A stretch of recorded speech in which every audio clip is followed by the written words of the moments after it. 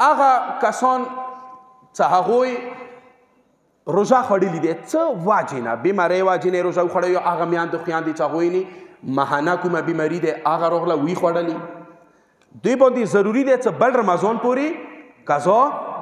وساتي خو که نه یې وساتله قضا مثلا ټول کال تا سره ګیپ و چانس و تا په کار دی ټول کال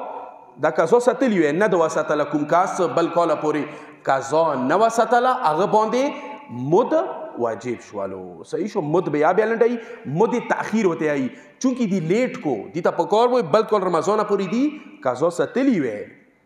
روغ و سلامات و ساتای شو نه وساتله